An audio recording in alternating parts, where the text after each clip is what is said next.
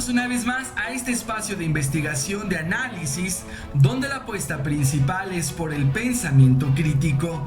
Dice Cepeda Patterson que las mañaneras del presidente no son un acto de soberbia o de protagonismo enfermizo, como más de uno de sus críticos ha dicho, sino el instrumento para la madre de todas las batallas, la disputa por la opinión pública.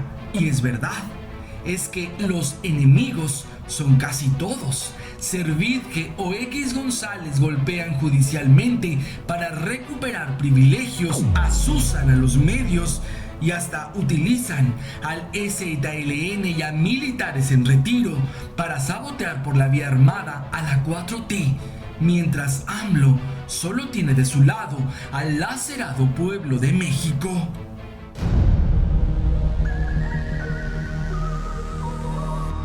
Mercenarios del poder económico están sumando esfuerzos para intentar frenar el cambio radical que está consumando AMLO. Intelectuales, periodistas, activistas y artistas tienen la consigna de magnificar errores y minimizar aciertos de la 4T. Divinizar a la derecha para recuperar el poder. Arrecia la campaña para que, disfrazados de sociedad civil, regrese el PAN a gobernar.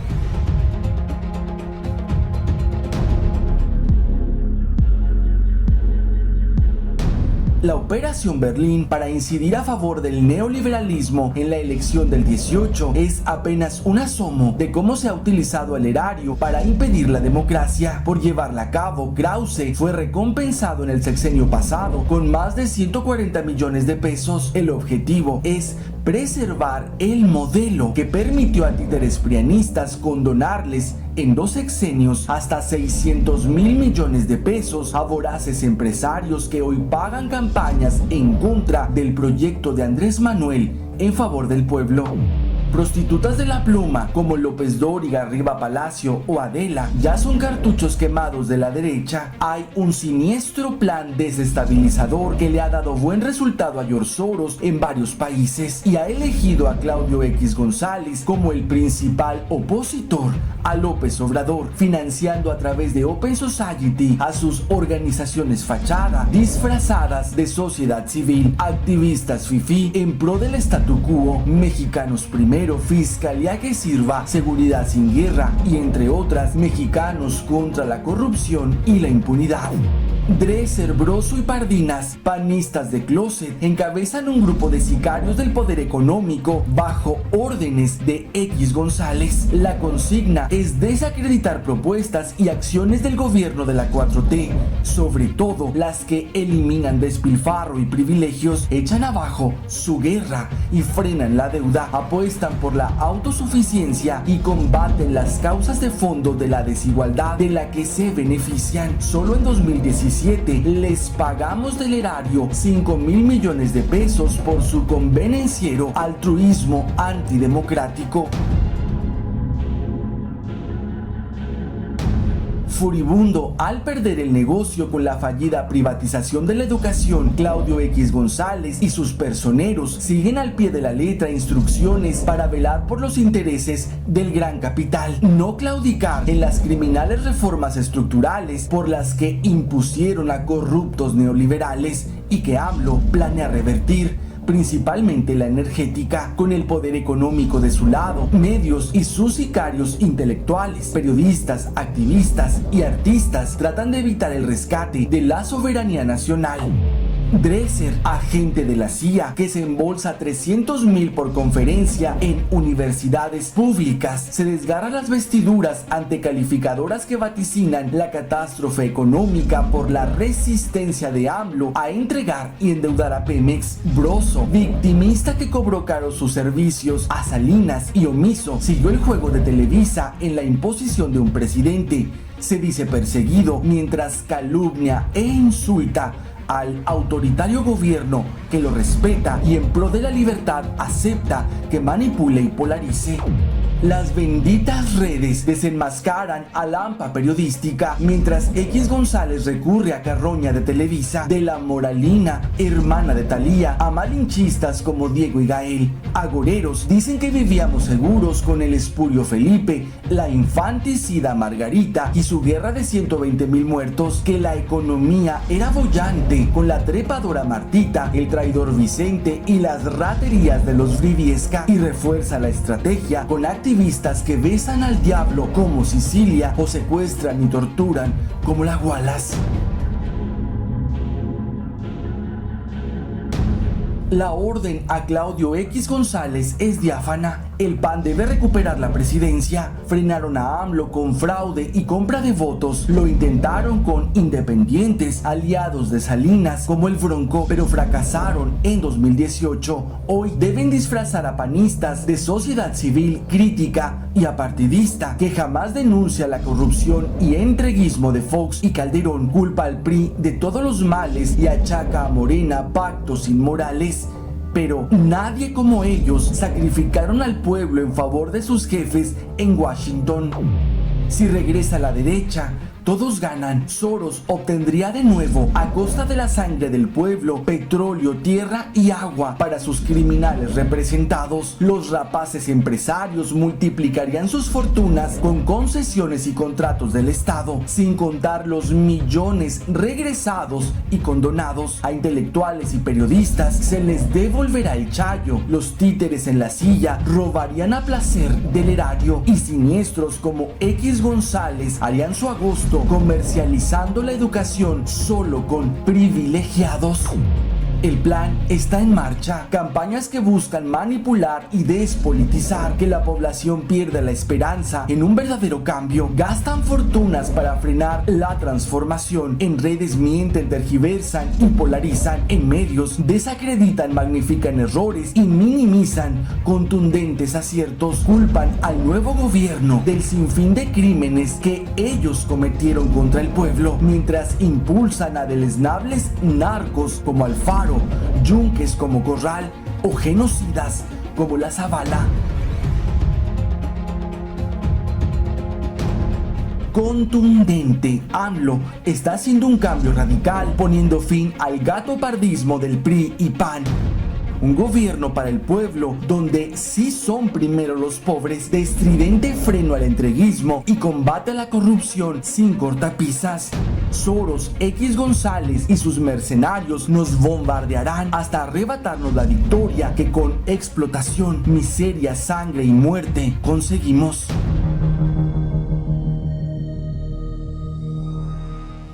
Gracias a Radio La Nueva República por retransmitir esta editorial, y gracias a todos por ver, comentar y compartir. El panorama es complejo y hay dudas. Las respuestas se irán revelando conforme ocurran los cambios. Podemos tener aproximaciones buscando fuentes que no estén al servicio del establishment. Atando cabos, podemos ir entendiendo el tamaño de lo que está en juego.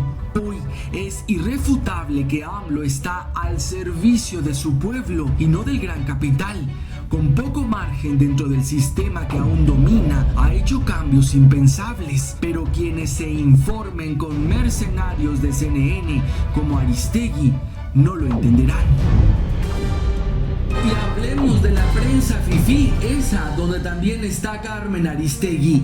Una cosa es que te humillen y despidan en pro del derecho a informar, exhibir corruptelas prianistas, todas comprobables, desde un espurio alcohólico que vendió y ensangrentó a México, hasta un títere corrupto que pactó negocios con compadres y transnacionales a cambio de lujosas casas blancas. Y otra cosa es prostituirte en pro de esos corruptos para restaurar el statu quo y seguir cobrando en dólares al país favorito, donde los prianistas y sus frecuentes panelistas se embolsaron millonadas mientras remataban al país. Conocemos el nombre de varios chayoteros, pero hay otros que cobran en dólares y no son pagados por el erario, sino por la CIA para consumar el golpe de estado blando contra AMLO.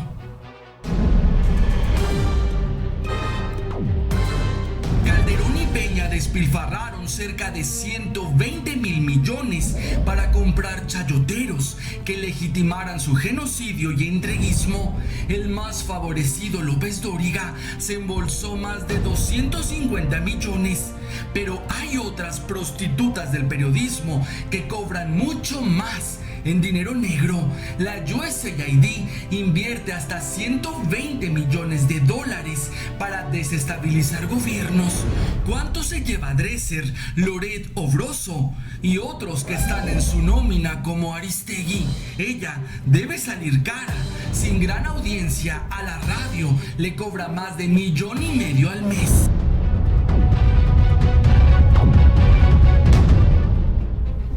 Nadie como a Aristegui le va la frase muerde la mano a quien le quitó el bozal, y no solo por haber sido perseguida del genocida Calderón y del títere Peña, es por la hipocresía con la que se victimizó y millones le creímos su batalla por la libertad de expresión y derecho a la información. Hoy es casi imperceptible su diario golpismo mediático contra el presidente que contribuyó a que recuperara su 1 millón al mes en la radio.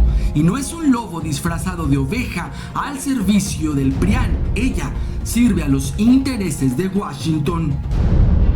Lo revelador es que si Aristegui, considerada alguna vez la más popular del periodismo incorruptible, es patrocinada por la CIA, ¿cuántos de los golpistas mediáticos son financiados también por Washington?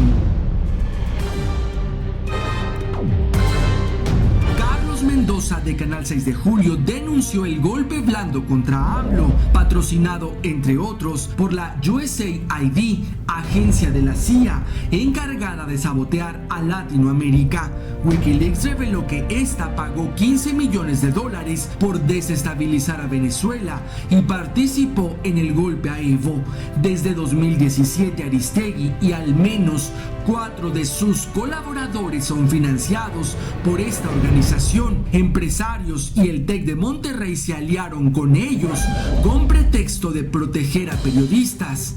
Hasta Astillero dio cuenta que también patrocinan a Claudio X González.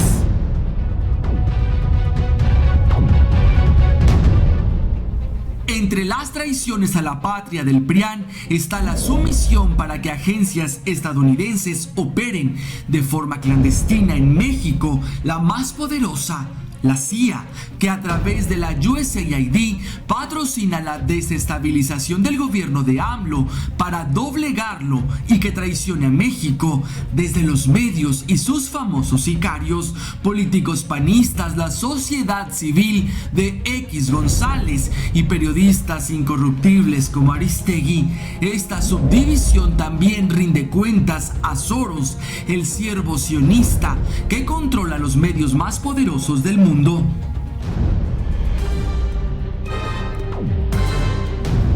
En medio de la campaña que sataniza la política energética de la 4T, una reunión en la embajada estadounidense en México, de Estados Unidos, Canadá y países europeos pone luz al saqueo de recursos que pretenden continuar.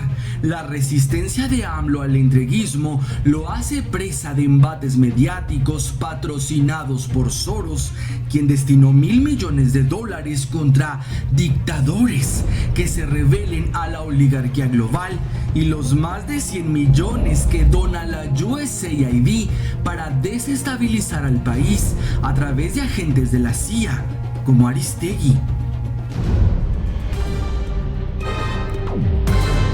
La doctora Blanca Montoya plantea que es imposible que la prensa pueda ejercer periodismo independiente, ya que representan los intereses económicos de las 11 familias que tienen el control de los medios de comunicación en México, y hay quienes dicen ser libres, pero están asociados con Soros, como Sin Embargo de Páez Varela y otros patrocinados por la CIA a través de la USAID, como los periodistas de Claudio X González y Aristegui, que por cierto ya es vocera del FMI para presionar al presidente y que endeude al país.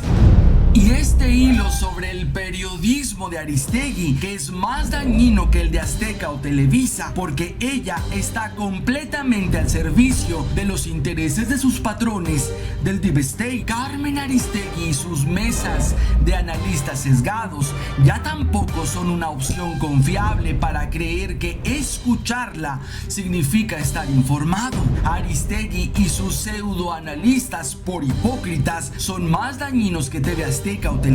La gente se confía creyendo que se está informando con ella y no es verdad. Habría pluralidad en los medios si la mitad del tiempo aire escucháramos a voces de izquierda. Hoy todo el espectro corresponde a defensores de los intereses de unos cuantos.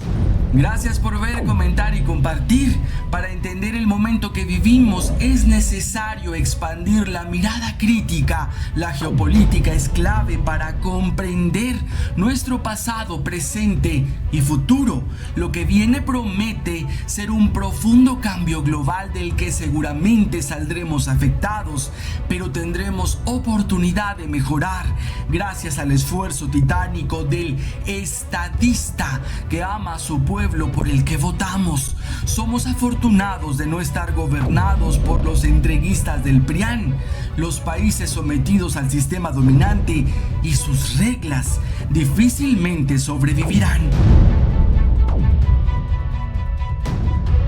Y nos comparten: Calderón implementó el programa Gun Stalking, geolocalización para el acoso grupal organizado y ataque con armas silenciosas o electromagnéticas contra activistas y disidentes.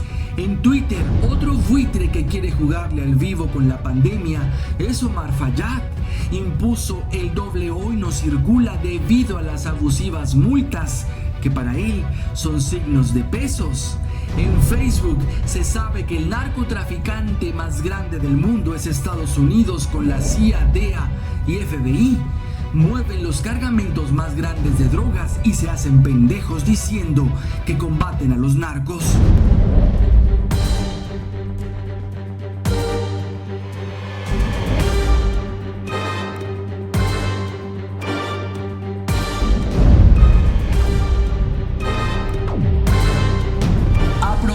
De que el INAI exige a AMLO hasta examen psiquiátrico, a la rata desquiciada Fox le reservó el expediente de por vida, pero en 2007 el Vaticano reveló el grave trastorno mental que causaría tanto daño al país: narcisismo y rasgos de histrionismo. Aunque lo ladrón no es parte de los síntomas, en el 99 las deudas del desequilibrado eran por 1.5 millones de pesos. Documentación avala que al terminar su sexenio mínimo se robó cerca de 30 millones, sin contar los apoyos de Calderón y Peña, que rebasaron los 330 millones de pesos.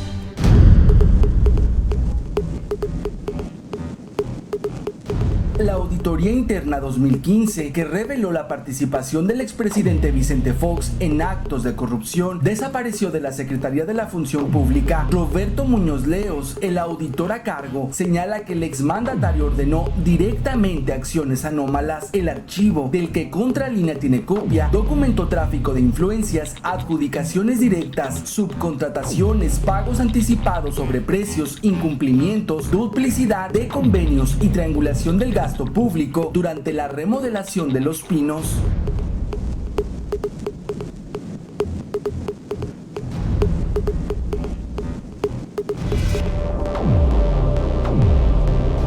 Tras ganar las elecciones y asumir la presidencia, Vicente Fox decidió arbitrariamente transformar la residencia oficial de Los Pinos con cargo al erario. Se llenó de problemas el proceso porque decidieron que la casa presidencial ya no iba a ser casa, iba a ser oficina. La Secretaría de la Función Pública extravió de su archivo histórico la Auditoría 2015, que documentó la participación del expresidente Fox en actos de corrupción ocurridos a inicios de su gobierno durante la remodelación de la residencia oficial de Los Pinos, residencia Miguel Alemán, cabañas 1 y 2, obras exteriores y casa anexa, con un costo para el erario de más de 60 millones de pesos. En respuesta a la solicitud de información hecha por Contralínea, la Secretaría de la Función Pública admite que no cuentan con expresión documental que otorgue respuesta a lo solicitado, pero esa fiscalización sí se realizó y Contralínea conserva copia del exhaustivo expediente. En sus 365 fojas, este da cuenta de diversas anomalías como adjudicaciones directas, tráfico de influencias en beneficio del arquitecto Humberto Artigas, amigo de Fox, subcontrataciones, pagos anticipados sobre precios, incumplimiento y duplicidad de convenios, triangulación del gasto público, falta de entrega de bienes, objetos entregados no requeridos y opacidad en la adquisición de enseres. Aunque la Secretaría de la Función Pública asegura que no realizó ninguna auditoría para la remodelación de Los Pinos durante el sexenio de Fox, hay evidencia documental de que esa dependencia estaba encargada de resguardar los archivos de la extinta Secodam y que para destruirlos o desaparecerlos necesitaba autorización externa. En entrevista con Contralínea, el contador público Roberto Muñoz Leos, quien estuvo al frente del equipo de auditores que fiscalizaron las obras de la remodelación, explica que esa acuciosa investigación se realizó en 5 días hábiles por las presiones que enfrentó la entonces Secretaría de Contraloría y Desarrollo Administrativo. En este caso fue un trabajo que fue muy al principio del sexenio de Fox. Y si el poder del presidente es grande, el de Marta era más. El propio expresidente Fox dice que fue el primer asunto que se utilizó para golpearlo. No se le golpeó a él, le golpeó a su administración. Porque la persona que él puso a administrar empezó por nombrar él mismo. En total, la remodelación de la residencia Miguel Alemán, las cabañas 1 y 2, las obras exteriores y la casa anexa tuvo un costo de 61.895.000 pesos, consta en el expediente de auditoría. En el amplio expediente no figura, por ejemplo, que desde la Presidencia de México se incurrió en contrabando de mercancías. Entonces hicieron toda la compra de materiales. No es que la compra de materiales lo hicieron en Estados Unidos y los muebles lo hicieron en Estados Unidos y todo eso vino contrabando para Los Pinos, lo cual pues es doble vergüenza, un poquito peor. Los refrigeradores, todo fue de Fayuca y venía del otro lado. Lo que sí documenta en el informe final es la participación de 2 hombres muy cercanos al expresidente Fox, Humberto Artigas y Carlos Rojas Magnon. Cuando esto empieza, pues lo primero que vamos a hacer es ver qué está en complemento. Y sí, estaban las toallas de 11,000 pesos, y estaban las botellas de whisky de 8,000 pesos. Había muchos de este tipo de cosas, pero con la novedad de que se publicó, habían comprado esas mercancías en esos precios que no los habían comprado, habían recibido cotización nada más. Otra revelación derivada del expediente fue la participación del Estado Mayor Presidencial en las anomalías, como el otorgamiento de créditos para esas obras o la duplicidad de contratos. También hubo contratos sin número o sin registro, refiere en sus resultados el informe de auditoría. Apenas habían pasado 7 meses de que Vicente Fox asumiera la presidencia cuando estalló el primer caso de corrupción de alto perfil. Nunca fue llamado a cuentas por el manejo irregular del dinero público, no solo en este caso, sino en todos los actos de corrupción que involucraron a la presidencia durante su mandato. La evidencia que reunió el equipo de Muñoz Leos durante aquellos 5 días y que el área de responsabilidades no tomó en cuenta revelaba múltiples anomalías. En la auditoría se establece quién es responsable de qué, pero no pasó nada. Se debieron haber fincado responsabilidades y se debió haber recuperado dinero y no ocurrió. Renunció Rojas Magnon, pero porque el presidente le solicitó la renuncia, acotó Muñoz Leos. Hasta inicios de 2008, el expediente de la Auditoría 2015 permanecía en los archivos de la SFP, y es que el 1 de enero de ese año, la propia Secretaría dio a conocer la lista de los 9 exfuncionarios sancionados por las anomalías detectadas durante la remodelación de Los Pinos. Muñoz Leos recuerda más irregularidades. La casa del presidente anterior a Fox, Cedillo, era de 400 metros de construcción y estaba llena de candelabros, herrería, mármol, y con la llegada de Fox se perdieron y hasta la fecha esto sigue operando así, concluyó el auditor.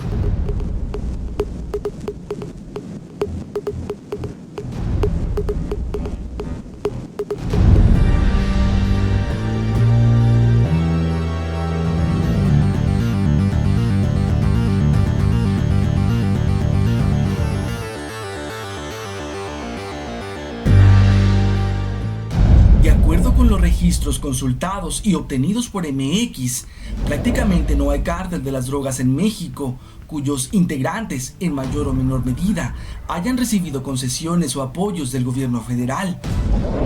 A finales de 1999, Aaron Dichter, un funcionario de pura cepa salinista, siendo subsecretario de la SCT, dio permiso para administrar, operar y explotar un aeródromo de servicio particular denominado Campo Puerto Rico, en Culiacán, Sinaloa. Inició operaciones en junio de 2005 y en 2010 le renovaron el permiso y pusieron una nueva fecha de vencimiento, junio de 2015.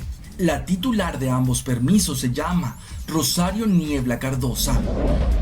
Rosario estuvo casada durante 2 décadas con Ismael El Mayo Zambada, uno de los jefes del cártel de Sinaloa desde los 70s. Es, además, madre de Vicente Zambada Niebla, preso en Estados Unidos en una cárcel de Chicago y condenado a purgar una sentencia de 15 años. El Departamento del Tesoro de Estados Unidos incluyó a Niebla desde 2007 junto con sus hijas e hijos en la lista de personas que forman parte de la red de lavado y operación del cártel de Sinaloa e identificó a las empresas que encabeza como parte de la estructura financiera para lavar dinero, producto de actividades del crimen organizado. Pero las autoridades del gobierno federal no consideraron que esto fuera importante. Le dieron esos permisos y aún más, le dieron dinero público. El gobierno entregó a la familia del Mayo Zambada durante 7 años, del 2001 al 2008, a través de Procampo, 1.650.000 pesos para la siembra de maíz blanco, pasto y sorgo forrajero para el campo Puerto Rico. Pero no ha sido la única concesión brindada a la exesposa de uno de los narcotraficantes más buscados en el país. También ha recibido apoyos en varias ocasiones de la Zagarpa. Sus hijas también han recibido apoyos de la misma secretaría. Vicente Zambada Niebla, hasta antes de ser detenido por fuerzas federales en 2009, también había recibido apoyos de Procampo. No solo eso, una de sus empresas llamada Nueva Industria de Granaderos de Culiacán S.A., boletinada por las autoridades de Estados Unidos como una de las compañías que ayudan a lavar dinero del cártel de Sinaloa, recibió de la Conagua una concesión para explotar aguas nacionales del subsuelo con fines industriales. La concesión aún sigue vigente. El gobierno federal ya conocía el rancho en el cual operaría la pista aérea concedida a la exesposa del Mayo. El 20 de junio del año 2000, a bordo de 8 helicópteros y decenas de vehículos, más de 100 soldados y agentes de la Fiscalía Antidrogas de la PGR tomaron el lugar por asalto e intentaron infructuosamente detener al Mayo. Meses después, a la llegada de Vicente Fox al poder, el establo Puerto Rico, que produce la leche que comercializa con la marca Santa Mónica, otra empresa de los Zambada, retomó sus actividades. La empresa jamás clausuró y fue recibiendo subsidios federales y permisos gubernamentales para su operación. En octubre de 2008, Nora Rubalcaba Gámez, entonces diputada local del Congreso de Aguascalientes, denunció que en Procampo era un cochinero. Familiares e integrantes de diversos cárteles de la droga en México habían sido beneficiados con dinero público. En el listado que mostró estaban Jesús, Ofelia y Aureliano, hermanos del Chapo Guzmán, así como su suegro Inés Coronel Barreras, quienes desde 1995 recibían cada año puntualmente apoyos para sus cultivos. Procampo ha resultado ser un camuflaje perfecto para los grandes cultivadores de la droga en el país, en razón de que las primeras ramas genealógicas del narcotráfico se han multiplicado en los campos temporaleros regados por el dinero público, afirmó entonces Rubalcaba Gámez. En agosto de 2009, otro legislador en Michoacán denunció que Alfredo Beltrán Leiva y varios familiares del Chapo Guzmán seguían en la lista. Gustavo Ávila Vázquez reveló que Beltrán Leiva había recibido desde 1994, año en que se inició Procampo, y hasta esa fecha, la cantidad de 314,000 pesos. Por su parte, a Jesús, Ofelia y Aureliano Guzmán Loaera, hermanos del líder del cártel de Sinaloa, se les había entregado 376,000 pesos como apoyo para trabajar sus tierras. Nunca se detectó que Griselda López Pérez, ex esposa de Joaquín Guzmán Loaera, también boletinada por el Departamento del Tesoro, recibió dinero del gobierno federal durante 14 años, de 1999 a 2012. La mujer recibió puntualmente sus 76,000 pesos anuales para estimular la siembra de sorgo. Raúl Antonio Iglesia Benítez, directivo de Conagua, en 2008 concedió una concesión de uso de aguas nacionales a nombre de uno de los delincuentes más buscados en México y Estados Unidos, Juan José Esparragosa Moreno, conocido como El Azul, para explotar, usar o aprovechar aguas nacionales extraídos de un acuífero del río Santiago en Guadalajara. La concesión vence en 2018.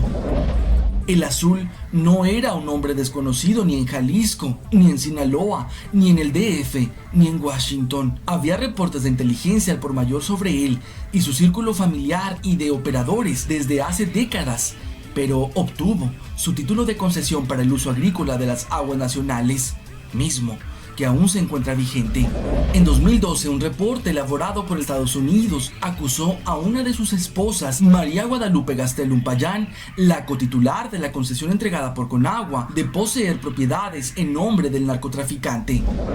El gobierno municipal de Tlajomulco le otorgó a Gastelum Payán primero una licencia de construcción y posteriormente un certificado de habitabilidad para las bodegas de almacenamiento que edificó en el fraccionamiento La Tijera. Además, la cooperativa Avestruz Coemir, también ubicada en Tlajomulco de Zúñiga y boletinada por el Departamento del Tesoro en febrero de 2014 como parte de la red de lavado de El Azul, recibió 2,5 millones de pesos como parte del programa de apoyo a la inversión en equipamiento e infraestructura de la Zagarpa.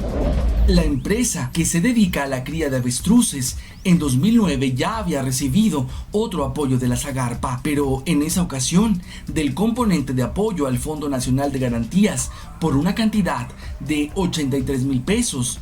Y la PGR, mientras tanto, ofrecía 30 millones de pesos a quien aportara información para la captura del Azul. La entonces procuradora Marisela Morales publicó en septiembre de 2011 que la PGR ofrecía una recompensa de hasta 3 millones de pesos a quien diera información que ayudara a localizar y capturar al sinaloense Manuel Torres Félix, el ondeado o M1, jefe de seguridad y de los pistoleros del Mayo Zambada. Pero la Zagarpa le otorgó recursos federales de 1995 a 1997 y de 2002 hasta octubre de 2012, una vez que fue abatido por elementos del ejército de la sindicatura de Quilá, en Sinaloa. Aunque a Dámaso López Núñez, una de las piezas claves en el cártel de Sinaloa, se le dictó orden de aprehensión por el delito de evasión de preso y cohecho desde 2001, la Zagarpa le otorgó subsidios federales del Procampo durante 16 años, de 1995 a 2011. En ese lapso le entregó cerca de 300,000 pesos para sus cultivos. Además, durante 10 años, del 97 al 2007, contó con una concesión de la Conagua para el usufructo de aguas nacionales con fines agrícolas. Su hijo, Dámaso López Serrano, apodado el Minilic, y a quien en diversos corridos se le menciona como ahijado del Chapo Guzmán, también recibió apoyos de Procampo, pero solo en 2010 y 2011.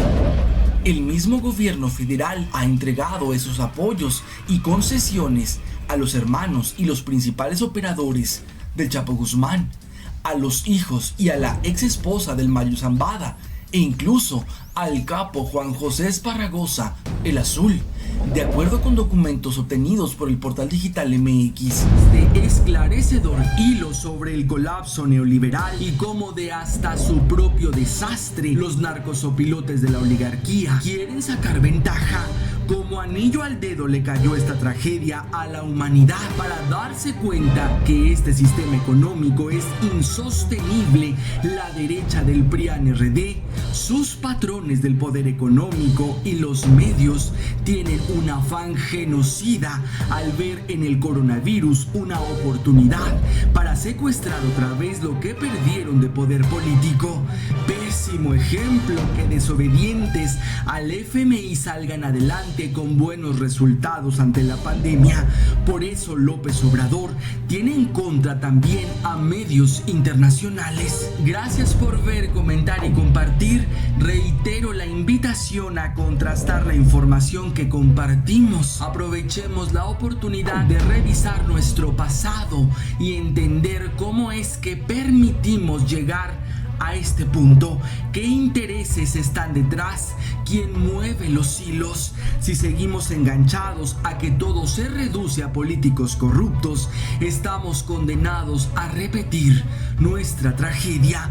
Hay un poder económico que lo controla casi todo y a través de los medios nos ha robado hasta la capacidad de ver con claridad al enemigo. Es tiempo de recuperar el mando.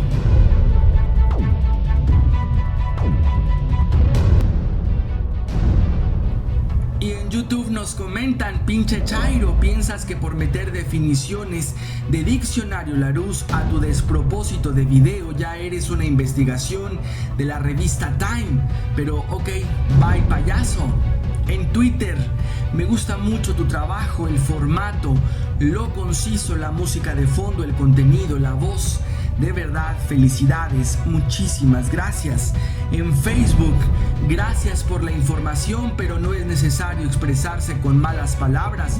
Demuestre su educación si es que se la dieron en casa y no se aproveche de tener un micrófono en mano.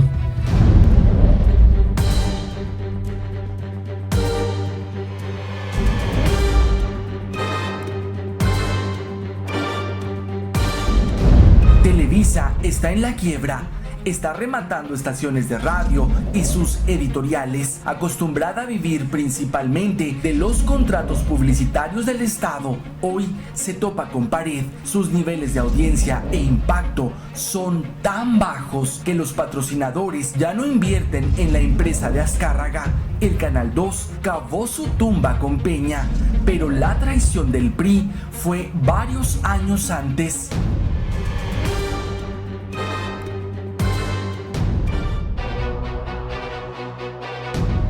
Televisa forjó su imperio mediático de la mano del poder presidencial. Durante décadas obstaculizó la competencia que ensombreciera su millonario monopolio. Carlos Salinas de Gortari, siendo ambicioso a más no poder, traicionó el añejo pacto del PRI con los Azcárraga y tendió una trampa a la televisora de San Ángel para que fuera Ricardo Salinas Pliego quien se quedara con la concesión del Canal 7 y 13 y un paquete de medios pertenecientes al Estado mexicano en 1993.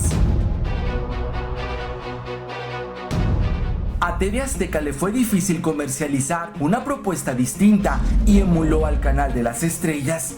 Pero no solo en su inmunda oferta televisiva, pactó con los gobiernos panistas, se asoció y lavó para los mismos cárteles con los que operaba Televisa y terminó uniéndose a Azcárraga para formar el perverso duopolio que controló al país más de una década. Pero esta alianza no le bastó a Televisa. Desde los 70 pugnó por apoderarse de la educación del país. De ahí la fallida alianza con Claudio X González. Con miras a sacar provecho de la educación pública, Azcárraga retomó la alianza con Salinas y el Grupo Atlacomulco para construirle la candidatura a Peña. El títere no dio el ancho y echó a perder el elaborado proyecto que nos costó al menos 600 millones de pesos para posicionarlo. El desprestigio a Peña para encubrir el criminal entreguismo causó su furia y la venganza del títere fue permitir que fracasara la reforma educativa y con ello el millonario negocio de la televisora en sociedad con Mexicanos Primero. Ya en picada, Televisa asumió el riesgo, fabricó un telepresidente que por estúpido y psicópata nunca logró ser popular, pero el acuerdo sexenal era millonario. El títere de Salinas cumplió con casi todo, excepto con la educación. Más de 3,000 millones de pesos le condonó a Azcárraga en impuestos y le dio cerca de 7,000 millones de pesos por publicidad. Con AMLO, ese negocio se acabó.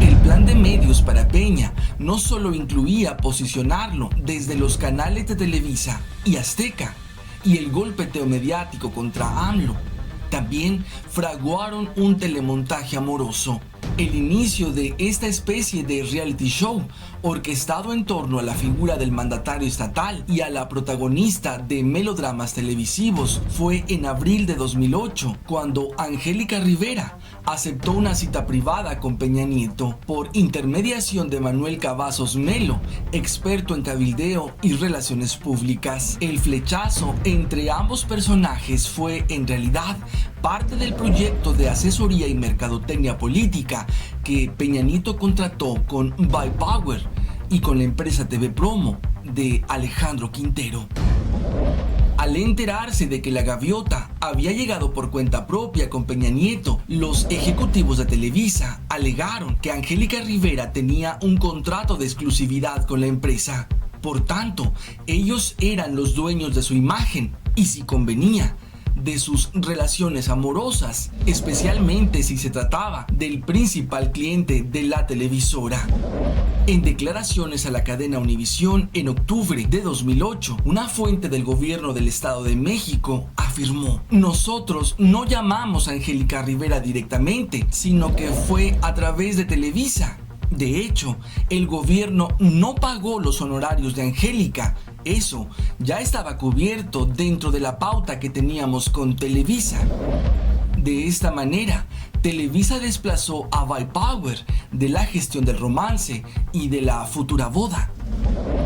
El romance orquestado serviría también para desviar la atención del escándalo por la extraña muerte de Mónica Pretelini, primera esposa de Peña Nieto.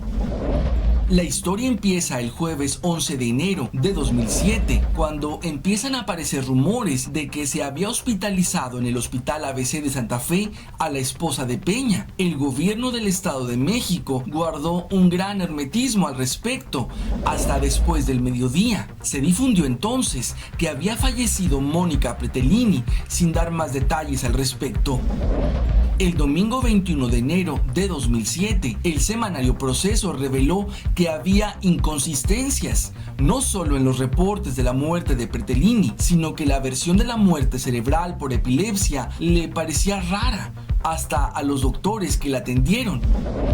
El 10 de marzo de 2010 se desató un fuerte enfrentamiento de acusaciones entre panistas y priistas en la Cámara de Diputados. César Nava había revelado que Enrique Peña Nieto y Beatriz Paredes acordaron aprobar el alza a los impuestos propuesta por Felipe Calderón en 2009, a cambio de que el PAN se comprometiera a no hacer alianzas con los partidos de izquierda contra el PRI en el Estado de México. Las acusaciones entre panistas y priistas fueron subiendo de tono hasta que la panista María Elena Pérez de Tejada, quien dijo haber sido amiga de Mónica Pretelini, sacudió a los diputados priistas y a sus dirigentes cuando manifestó acerca del gobernante mexiquense. No lo digo yo, lo dicen muchos medios. Está acusado de haber matado a su mujer. En el mismo debate, Pérez de Tejada repuso con frivolidad: por Mónica Pretelini sí, por el gobernador no. Los mexiquenses queremos verdades, ya basta de luces, de telenovelas, de engaños, de mentiras. Los jóvenes, las mujeres, las niñas, los niños, los mexiquenses queremos un gobernador que aparezca en la tele, sí, para rendir cuentas, para decir la verdad, no para presentarnos a su novia. La boda entre Enrique Peña Nieto y Angélica Rivera en 2009 se hizo posible a partir de un procedimiento plagado de irregularidades, falsedades y simulación, reveló una investigación de Aristegui Noticias en colaboración con Proceso. La principal implicada es la Arquidiócesis Primada de México. Para la realización de dicho enlace matrimonial se montó una maquinación que le arrebató las potestades de su ministerio sacerdotal al presbítero José Luis Salinas Aranda, quien desempeñaba actividades pastorales en Televisa, para que fuera declarado nulo e inválido el enlace religioso entre Angélica Rivera y su anterior marido, el productor de televisión José Alberto Castro.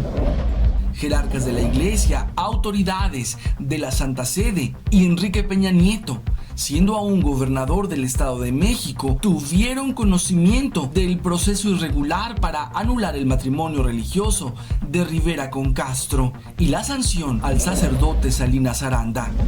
La Rota Romana, máximo tribunal eclesiástico con sede en el Vaticano, revirtió desde el 20 de noviembre de 2012 el juicio en contra del cura Salinas Aranda, considerando que fue víctima de un craso simulacro de justicia. 2 años antes de morir, Salinas Aranda guardó toda la historia documental de su caso, incluyendo una extensa carta al Papa Francisco, enviada el 5 de septiembre de 2013, para exponerle lo que calificó como un calvario por el que fue injustamente sometido por el cardenal Norberto Rivera, pero también por los intereses políticos y mediáticos que rodearon el noviazgo y la boda entre Angélica Rivera y Enrique Peña Nieto. Sumado a las suspicacias del asesinato de la primera esposa de Peña Nieto, al romance montado con la gaviota y la construcción de su candidatura desde las pantallas de Televisa, en 2012, el sitio Los Ángeles Press publicó una entrevista con Agustín Estrada, quien afirmó haber mantenido una relación homosexual con Enrique Peña Nieto durante 7 años.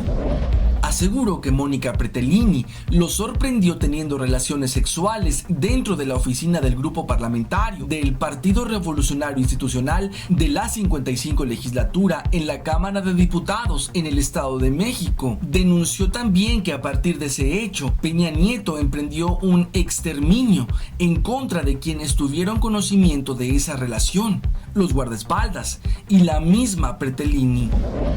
Estrada fue obligado a dejar su trabajo temporalmente como director de una escuela primaria de atención especial y amenazado por mostrar su homosexualidad. Protestó frente al Palacio de Gobierno del Estado de México y poco después fue encarcelado en el penal de Almoloya de Juárez por obstruir las vías de comunicación en mayo de 2009. En la cárcel fue golpeado por la policía local por órdenes de Peña Nieto.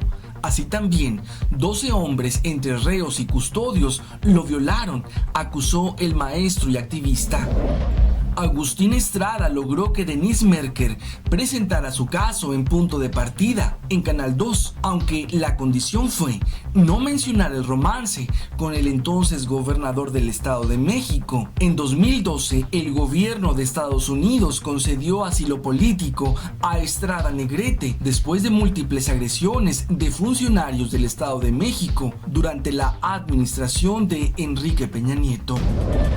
Una investigación del diario The Guardian confirmó en 2012 lo que durante varios años advirtió Genaro Villamil y el semanario Proceso. Entre 2005 y 2006 se puso en marcha un plan para golpear a Andrés Manuel López Obrador, puntero en la contienda por la presidencia de la República en ese momento. De acuerdo con información expuesta por el diario británico, Enrique Peña Nieto habría pactado en el año 2006 con Vicente Fox para atacar a López Obrador. El costo de dicho plan rebasaría los 1,000 millones de pesos pagados por el erario del Estado de México.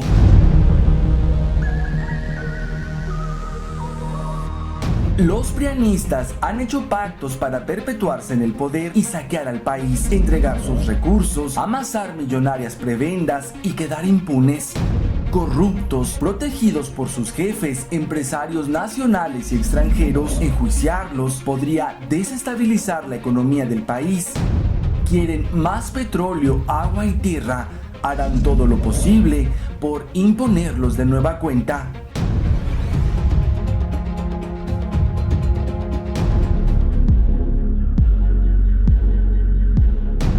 cuando Salinas quiso el poder absoluto de la dictadura priista, la vieja guardia le mató a su sucesor y toda posibilidad de perpetuarse en Los Pinos. Cedillo fue el elegido de los titiriteros que asestaron duros golpes mediáticos y judiciales contra el espurio que ellos mismos impusieron en el 88. El millonario fraude en diciembre del 94 impidió que escalara la masacre priista.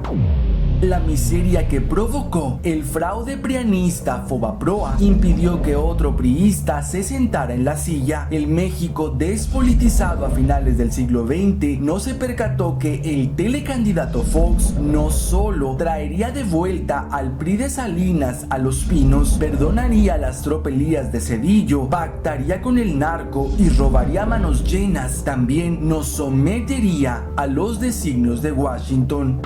Al trastornado Fox no le importaba la continuidad de los supuestos logros de su corrupto sexenio, pieza fundamental del fraude en 2006 para garantizar impunidad por su millonario saqueo al erario y cuidar los negocios turbios de sus hijastros en Pemex, echar a andar contratos ventajosos con el gobierno y disfrutar inmune de los $20 millones por liberar al Chapo.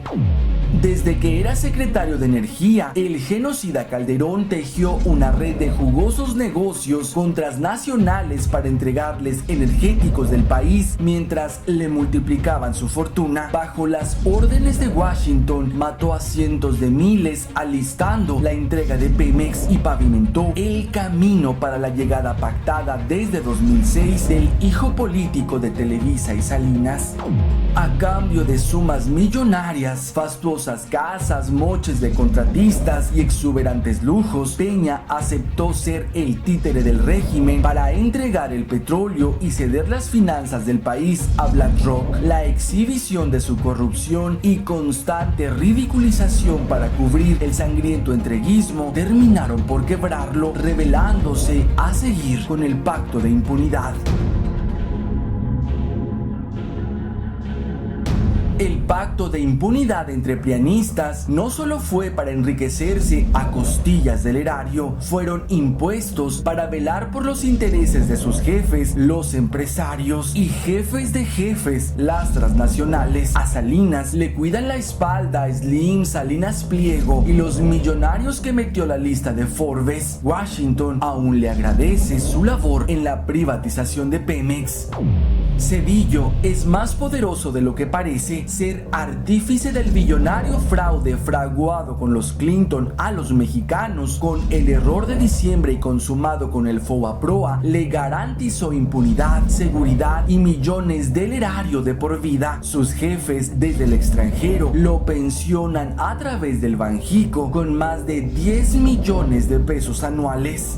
El temeroso Vicente sabe que mientras sea un perro fiel al sistema, está protegido por los sicarios del equipo de George Soros. Los amigos de Fox aún le tienen compasión. Azcárraga aprecia que gracias a su sumisión los mexicanos pagamos millones por publicidad en televisión y tiene para resguardarse al menos la mitad de los 420 mil millones de dólares que se robaron él y Calderón de Pemex.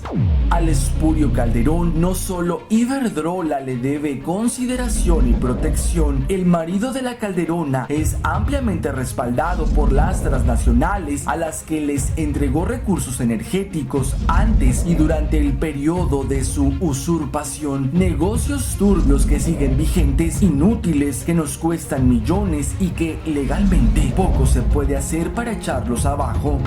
Astutos prostituyeron las leyes. Aunque se les llevara a juicio, sería improbable que pagaran su corrupción y traición a la patria. Aunque Peña fue sacrificado mediáticamente, poco se podrá hacer legalmente. Solo BlackRock podría abogar por el títere. Si fuera juzgado por robo al erario, Odebrecht o la estafa maestra, por solidaridad podría desestabilizarnos económicamente. Con lupa, AMLO armó un equipo de trabajo con secretarios que deben distinguirse incorruptibles. Toma en serio que la corrupción también se combate con el ejemplo. No es casualidad el constante ataque mediático a los funcionarios del presidente, la mayoría poco conocidos, austeros, trabajadores y con la consigna de dar buenos resultados. Quien no cumpla se va. Ya no hay buitres en el gabinete, no más MITs que condonan millones a empresarios o facilitan el entreguismo a transnacionales, no más traidores al pueblo que lucran con su pobreza como la Robles, no más sicarios cómplices del narco como García Luna, no más abusos y explotación a trabajadores con travestis políticos como el tal Javier Lozano y un muy largo etcétera. La incesante guerra sucia contra López Obrador es orquestada principalmente por los empresarios nacionales con los que no pactó ninguna cuota para llegar a Palacio. Esta vez no hay intereses creados y aunque el enemigo lo tenga cerca, le niega minas como a Salinas Pliego, limita recursos como a Azcárraga o echa abajo obras faraónicas como a Slim con el nuevo aeropuerto. El PRI mantuvo buenas relaciones criminales por años. Los panistas, en su desenfrenado entreguismo, acataron la orden de crear una guerra. Millonarios negocios, armas y libre tránsito al narco convirtieron a México en un cementerio. Y Peña continuó con esa estrategia. Hoy no hay pacto con el crimen organizado. Es tal la ruptura que van varias amenazas de muerte contra el presidente. El desafío más grande son las transnacionales. A partir del entreguismo la debacle inició. Se acabó la entrega del petróleo, agua y tierras. La gran batalla que está librando AMLO es frenar el entreguismo y rescatar lo que se pueda. Sabe que la miseria y violencia fueron provocadas por la corrupción de traidores a la patria que pactaron entregar los bienes del país al extranjero. Los corruptos que se han favorecido del erario al margen de la ley han hecho pactos de impunidad para perpetuarse en el poder. Tienen grandes fortunas, propiedades, lujos, privilegios, una vida cómoda sin presiones.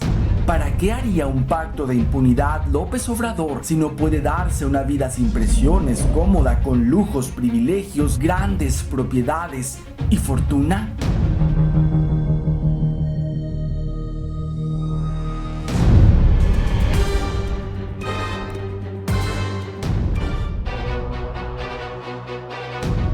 Durante el proceso electoral del 18 y en medio de la lucha intestina del PRIAN y al no aceptar Peña la imposición de Anaya como candidato oficial del sistema, la mafia del poder económico vio que era imposible frenar a López Obrador y obligó a propagar a sus peleles periodistas, becarios y activistas el falaz primor, haciendo alusión al supuesto pacto de impunidad entre Andrés Manuel y el títere de Salinas.